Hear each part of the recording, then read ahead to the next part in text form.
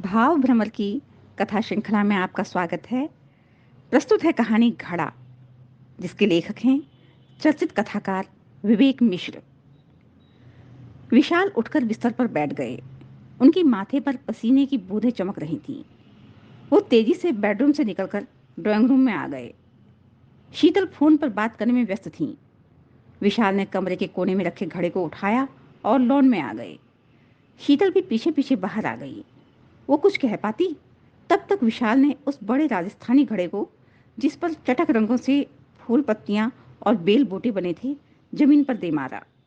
विशाल हाँफ रहे थे और शीतल उनकी बाह पकड़े हथप्रभ खड़ी थी। घड़े के छोटे छोटे टुकड़े लान में बिखर गए थे। आज जब विशाल घर लौटे थे, तब वो बहुत खुश थे और शीतल का हाल जानने के लिए उत्सुक लग रहे थे। घर आते ही पूछा था, क्या कहा डॉक्टर ने? कैसा है बेबी? सब नॉर्मल तो है ना? शीतल ने आश्वस्ति के भाव चेहरे पर लाते हुए कहा था, हाँ सब ठीक है। वजन, ब्लड प्रेशर, आज अल्ट्रासाउंड भी करवाया था। सचमुच विशाल, कैसा विचित्र अनुभव है अपने ही भीतर पलते बच्चे की तस्वीर को स्क्रीन पर देखना। उसके छोटे छोटे हाथ पैर पैर तो ऐसे चल रहे थे जैसे उसे मालूम हो कि हम उसे देख रहे हों। कितना अजीब लगता है अपने भीतर एक और दिल को धड़कते हुए देखना। मैं तो अपने आंसू नहीं रोक सकी। बस अब मैं उसे देखना चाहती हूँ। विशाल ने शीतल को बीच में ही रोककर पूछा, कोई समस्या तो नहीं है ना? काश मैं भी तुम्हारे साथ चल पाता। एनीवे, फाइनली क्या कहा डॉक्टर ने? शीतल ने कहा, डॉक्टर ने कहा बेबी बिल्कुल ठीक है। बस थोड़ा खाने पीने का ध्यान रखना है। मौसम बदल रहा है ना, और मेरा गला भी कुछ ठीक नहीं है, इसलिए ठंडी चीज़ें खाने और फ्रिज का पानी पीने को मना किया है। शीतल ने कमरे के कोने में रखे एक नए राजस्थानी घड़े की ओर इशारा करते हुए कहा, देखो, हॉस्पिटल से लौटते हुए मैं ये घड़ा ले आई हूँ। अब इसी का पानी पीऊंगी। विशाल की दृष्टि घड़े पर पड़ते ही उन्हें ऐसा लगा जैसे उनकी आंखों में कुछ चुभ रहा हो। कमरे के कोने में रखे मिट्टी के घड़े पर कच्चे पर चटक रंगों से फूल पत्तियां बनी थी। शीतल ने विशाल की ओर देखते हुए पूछा, सुंदर है ना? विशाल ने कोई जवाब नहीं दिया, सिर्फ शीतल की ओर देखा। एक बार फिर घड़े को देखा और बेडरूम की ओर बढ़ गए। उनके पीछे शीतल भी आ गई। शीतल ने पूछा, क्या हुआ तुम्हें? विशाल ने थोड़ा रुककर उत्तर दिया, तुम भी कमाल करती हो। आजकल पानी पीने के लिए कौन घर में घड़ा रखता है, वो भी इतना बड़ा। फ्रिज का पानी नहीं पीना तो एक छोटी सी सुराही ले आती। हटाओ इसे यहाँ से। शीतल विशाल को देखती रह गई।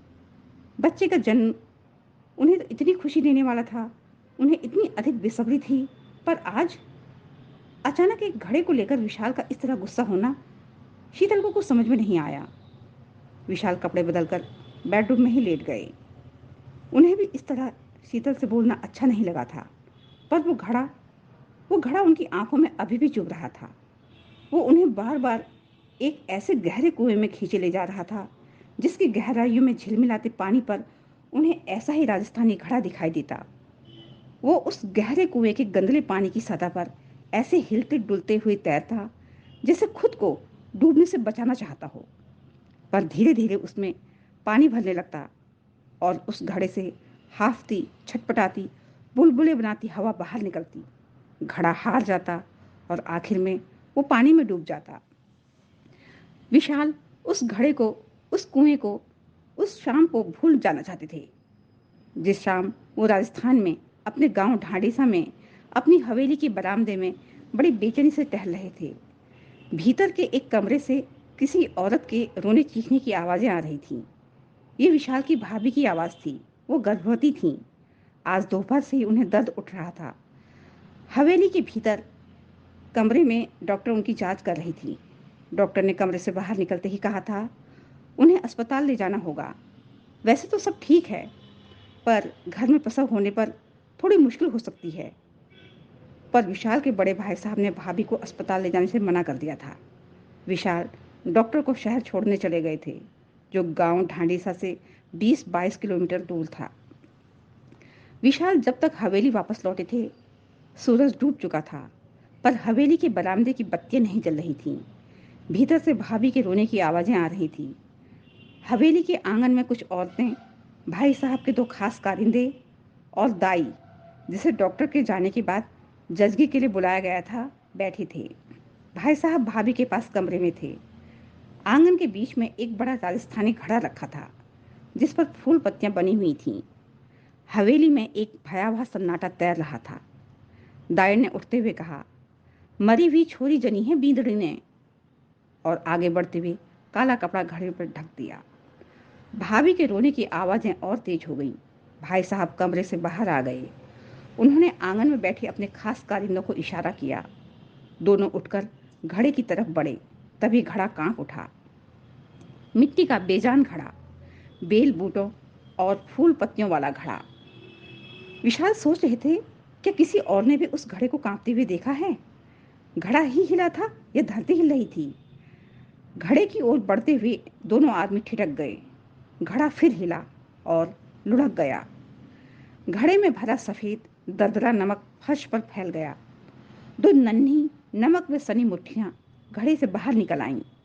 भाभी, जो कमरे की चौखट से टिकी रो रही थी, उनकी आंखें ऊपर चढ़ गई। अब उनकी चीखें दहाड़ों में बदलने लगी। विशाल को लगा जैसे हवेली की दीवारें उनकी दहाड़ों से थर थर कांप रही हैं। वो घड़े से बाहर झांकती नन्ही मुट्ठियों को घड़े से बाहर खींचकर सीने से लगा लेना चाहती थी। वो उन्हें पकड़ने के लिए बड़ी भी, पर कमरे की चौखट को छोड़ते ही आंगन के फर्श पर मुंह के बल गिर पड़ी। उनकी चीख कई विचित्र सी ध्वनियों में टूट गई।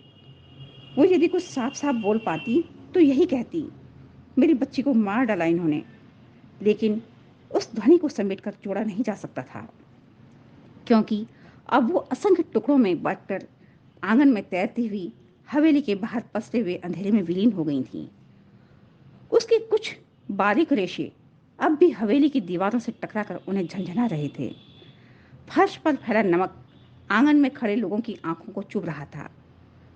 सब नेत्रहीन, गूंगे, बहरे बनकर खड़े थे। अगर कुछ बोल रहा था तो वे थी दो नन्ही नन्ही नमक में सनी घड़े के मुंह से बाहर झांकती मुट्ठियां। विशाल कांपते पैरों से घड़े की ओर बढ़े, पर भाई साहब ने उन्हें रोक दिया। भाई साहब ने दोनों खास कारिंदों ने मुट्ठियों को पकड़कर वापस घड़े में ढकेल दिया और मुंह पर काला कपड़ा बांध दिया। औरतें भाभी को उठाकर कमरे में ले गईं।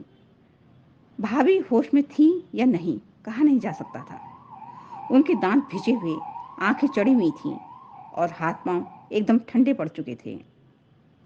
विशाल की आंखों के सामने जैसे अंधेरा छा गया था। अपनी पूरी शक्ति समेटकर वो अपने पैरों पर खड़े रह पाने की कोशिश कर रहे थे। उनके सामने जो कुछ भी घट रहा था वो किसी दुस्वप्न सा धीरे धीरे उनकी आंखों के आगे तिर रहा था। उनके कानों में अभी भी भाभी की चीखें गूंज रही थी। उन्होंने खुद को संभालते हुए सिर को झटका और हवेली के दरवाजे की ओर लपके, जहां से भाई साहब और उनके दो आदमी उस घड़े को उठाकर ले गए थे। वो जब तक हवेली के बाहर पहुंचे, भाई साहब की जीप काला धुआं पीछे छोड़ती हुई हवेली से बाहर निकल चुकी थी।